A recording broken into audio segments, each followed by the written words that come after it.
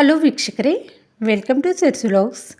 ಇವಾಗ ಮಳೆಗಾಲ ಅಲ್ವಾ, ಯಾವಾಗಂದರೆ ಯಾವಾಗ ಮಳೆ ಬರ್ತಾನೆ ಇರುತ್ತೆ. ಈ ಚಳಿಗೆ ಒಂದು ಕಪ್ ಕಾಫಿ ಅಥವಾ ಟೀ ಜೊತೆ ಏನಾದರೂ ಸ್ಪೈಸಿಯಾಗಿರ್ತಕ್ಕಂಥ ಬಜ್ಜಿ ಬೋಂಡ ತಿನ್ನಬೇಕು ಅನಿಸುತ್ತಲ್ವಾ? ತಪ್ಪದಿರ ಇವತ್ತು ನಿಮ್ಮ ಮನೆಯಲ್ಲಿ ಕೊತ್ತಂಬರಿ ಸೊಪ್ಪಿದ್ರೆ ಈ ರೆಸಿಪಿನ ಒಮ್ಮೆ ಮಾಡಿಕೊಡಿ. ಮನೆಯಲ್ಲಿರೋರೆಲ್ಲ ಫಿದಾ ಆಗಿಬಿಡ್ತಾರೆ, ಅಷ್ಟೊಂದು ಟೇಸ್ಟಿಯಾಗಿರುತ್ತೆ. ಮೊದಲಿಗೆ ಒಂದು ದೊಡ್ಡ ಬೌಲ್ಗೆ 1 ಕಪ್ಪಷ್ಟು ಕಡಲೆ ಹಿಟ್ಟು ಹಾಗೆ 1/4 ಕಪ್ಪಷ್ಟು ಅಕ್ಕಿ ಹಿಟ್ಟನ್ನು ಸೇರಿಸ್ಕೊಂಡು ಸ್ವಲ್ಪ ನೀರನ್ನು ಸೇರಿಸ್ಕೊತ ಇದನ್ನು ಬಜ್ಜಿ ಹಿಟ್ಟಿನ ಕನ್ಸಿಸ್ಟೆನ್ಸಿಗೆ ಕಲಿಸ್ಕೋಬೇಕು. ಈ ಕನ್ಸಿಸ್ಟೆನ್ಸಿಗೆ ಕಲಿಸ್ಕೊಂಡ್ರೆ ಬಜ್ಜಿ ಸೂಪರಾಗಿ ಬರುತ್ತೆ.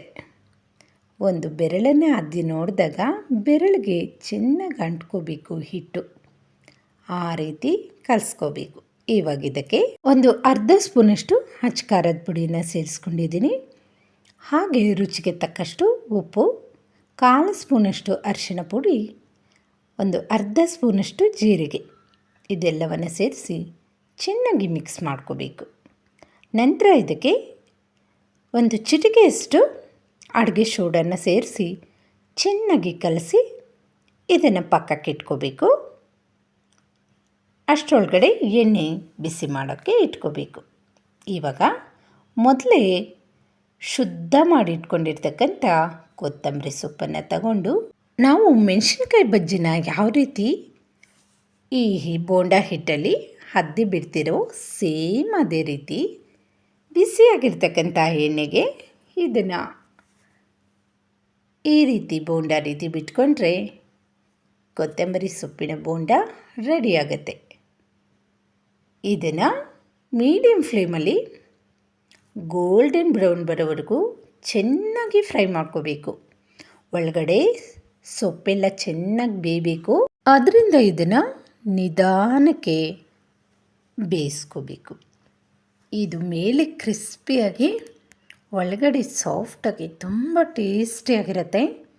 ತಪ್ಪದಿರ ನಿಮ್ಮ ಮನೆಗೆ ರಿಲೇಷನ್ಸ್ ಆಗಲಿ ನಿಮ್ಮ ಫ್ರೆಂಡ್ಸ್ ಆಗಲಿ ಬಂದಾಗ ಟ್ರೈ ಮಾಡಿ. ರೆಸಿಪಿ ಹೇಗೆ ಬಂದಿತ್ತು ಅಂತ ಕಮೆಂಟ್ ಮಾಡೋದನ್ನು ಮಾತ್ರ ಮರಿಬೇಡಿ. ಇವಾಗ ಸಣ್ಣಗೆ ಹೆಚ್ಚಿಟ್ಕೊಂಡಿರ್ತಕ್ಕಂಥ ಈರುಳ್ಳಿಗೆ ಸ್ವಲ್ಪ ಉಪ್ಪು ಖಾರನ ಬೆರೆಸ್ಕೊಂಡು ಸ್ವಲ್ಪ ಕ್ಯಾರೆಟನ್ನು ಸಹ ಇದರಲ್ಲಿ ಮಿಕ್ಸ್ ಮಾಡ್ಕೋಬೇಕು. ತುರಿದು ತುಂಬ ಟೇಸ್ಟಿಯಾಗಿರುತ್ತೆ.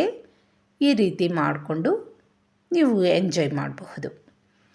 ಬೋಂಡನ ಮಧ್ಯಕ್ಕೆ ಕಟ್ ಮಾಡಿಕೊಂಡು ಇದನ್ನು ನಾವು ಸ್ಟಫಿಂಗ್ ಮಾಡ್ಕೋಬೇಕು. ಇದನ್ನು ಈ ರೀತಿ ಮಾಡ್ಕೊಂಡು ತಿಂದರೆ ತುಂಬ ಟೇಸ್ಟಿಯಾಗಿರುತ್ತೆ. ಮೇಲೆ ಸ್ವಲ್ಪ ಕಡಲೆಕಾಯಿ ಬೀಜನ ಹುರಿದು ಹೊಟ್ಟು ತೆಗೆದು ಇದರಲ್ಲಿ ಸೇರಿಸ್ಕೊಂಡು ತಿಂದರೆ ಟೇಸ್ಟ್ ಅಂತೂ ಸಖತ್ತಾಗಿರುತ್ತೆ. ವೀಕ್ಷಕರೇ, ಇದಾಗಿತ್ತು ಇವತ್ತಿನ ವಿಡಿಯೋ. ನೆಕ್ಸ್ಟ್ ವಿಡಿಯೋದೊಂದಿಗೆ ಮತ್ತೆ ಸಿಗೋಣ. Thank you.